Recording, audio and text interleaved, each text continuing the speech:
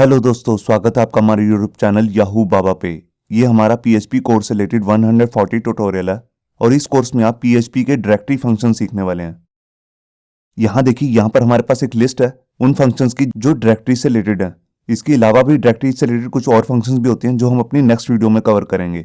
इन functions का जो basically use है उसके बारे में मैं आपको थोड़ा सा बताता हूँ। देखिए, जब भी आप ये जानना चाहते हैं कि आप बेसिकली कौन सी करंट डायरेक्टरी के अंदर है, तो उसके लिए आप यहाँ पे सबसे पहला जो फंक्शन है उसको यूज करेंगे, गेट CWD। ये फंक्शन आपको ये बताता है कि आप कौन सी करंट डायरेक्टरी के अंदर है।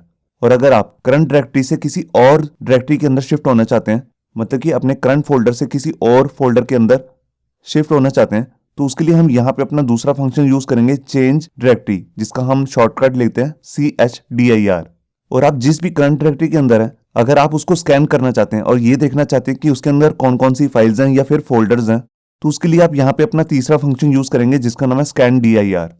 तो आइए शुरू करते हैं प्रैक्टिकल और देखते हैं कि हम इन तीनों फंक्शंस को प्रैक्टिकली कैसे यूज कर सकते हैं। यहाँ देखिए, मैंने अपना वेब एडिटर ओपन कर लिया है और यहाँ पे हमारा जो करंट फोल्डर है वो आप देख रहे हैं, PHP-फाइल सिस्टम। इसके अंदर 3 सब फोल्डर्स आ रहे हैं और कुछ फाइल्स हैं टेक्स्ट से रिलेटेड, PHP और HTML से रिलेटेड। अब अगर मैं PHP की हेल्प से ये देखना चाहता हूँ कि मैं किस करंट फोल्डर के अंदर हूँ, तो यहाँ पे मैं अपना फंक्शन यूज करने वाला हूँ जिसका नाम है गेट CWD। तो उसके लिए सबसे पहले मैं यहाँ पर इको लिख लेता हूँ और यहाँ पे अपना फंक्शन यूज करता हूँ, गेट CWD। CWD का मतलब है करंट वर्किंग डायरेक्टरी। तो यहाँ मैंने फाइल को सेव किया और यहाँ आकर पेज को रिफ्रेश किया। ये देखिए, यहाँ पर इसने मेरे को बता दिया मैं कौन से करंट फोल्डर के अंदर हूँ। ये देखिए, उसका पूरा पाथ आ रहा है। ये देखिए, मैं इस करंट फोल्डर के अंदर हूँ। अब अगर मैं इस करंट फोल्डर से किसी और फोल्डर के अंदर शिफ्ट होना चाहता हूँ, तो यहाँ पर हम अपना दूसरा फंक्शन यूज करेंगे जिसका नाम है CHDIR, मतलब कि चेंज डायरेक्टरी। तो उसके लिए जस्ट मेरे को लिखना है CHDIR और यहाँ उसके अंदर एक पैरामीटर आएगा जो कि एक फोल्डर का नेम होगा। तो देखिए, जैसे हमारे पास यहाँ पर 3 फोल्डर्स हैं अलग अलग, तो अभी मैं CSS वाले फोल्डर के अंदर शिफ्ट हो रहा हूँ। तो यहाँ मैंने लिखा CSS, आपको इसे कोट्स के अंदर ही देना है।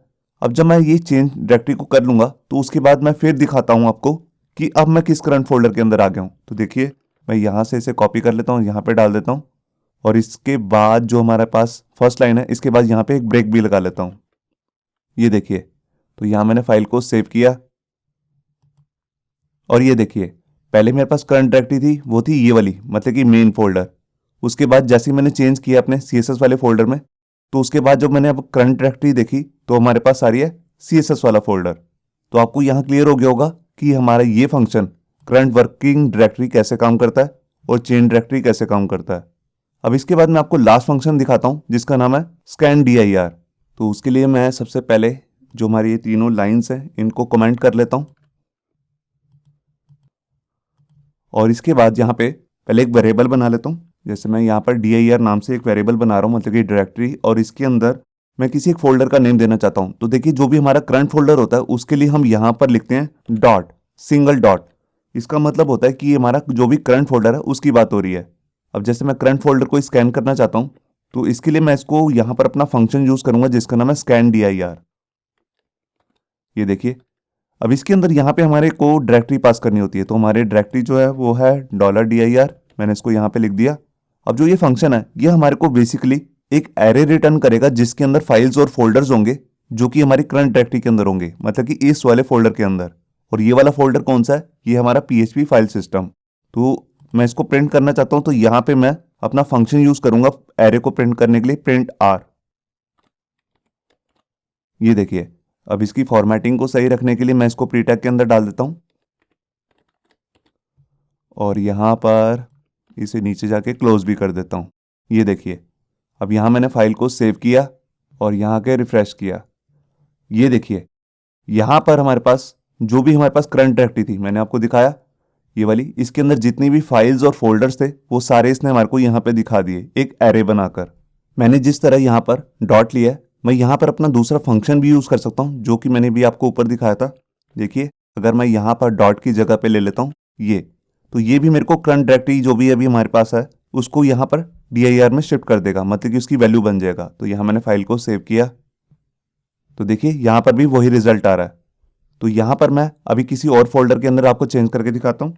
देखिए, मैं यहाँ पर गया और मैंने अब यहाँ पर सबसे पहले फोल्डर को चेंज किया। यहाँ पर मैं गया हूँ CSS वाले फोल्डर के अंदर और इस वाली लाइन को मैं रिमूव कर लेता हूँ। तो यहाँ पर अब ये वर्किंग कैसे होगी, सबसे पहले मेरी जो डायरेक्टरी है वो चेंज हो जाएगी CSS में। उसके बाद मैं यहाँ पर अपनी करंट डायरेक्टरी जो भी अब बन चुकी है CSS उसको यहाँ पे गेट करके dir वाले फोल्डर के अंदर यहाँ पे पास कर रहा हूँ, और अब हम उसी को स्कैन करने वाले हैं, मतलब कि CSS वाले फोल्डर को। तो यहाँ मैंने फाइल को सेव किया और ये देखिए यहाँ पर अब हमारे पास जो करंट फोल्डर है वो CSS, उसके अंदर जो भी फाइल्स थी देखिए 2 फाइल्स हैं यहाँ पे हमारे को दिखा रहा है। अब यहाँ पे जितनी बार अभी आप इसको यूज़ करेंगे स्कैन dir को, तो यहाँ पे आप नोटिस करेंगे 0 इंडेक्स पे और 1 इंडेक्स पे यहाँ पे दिखाता है डॉट और 2 बार डॉट। अब इसका क्या मतलब होता है, डॉट का मतलब है करंट फोल्डर, तो ये उसको भी काउंट कर रहा है, और इसके बाद ये दिखा रहा है 2 बार डॉट्स, इसका मतलब है एक फोल्डर बाहर। मैं आपको यूज़ करके दिखाता हूँ इसे। देखिए अगर मैं यहाँ पर 2 बार डॉट्स ले लेता हूँ, अब इसका क्या मतलब है, जो भी हमारे पास यहाँ पे करंट फोल्डर है, मैं इसको बंद कर देता हूँ। ये देखिए अभी हमारा जो करंट फोल्डर है वो बनेगा php-file system, ये उससे बाहर निकलेगा, मतलब कि इस फोल्डर से बाहर।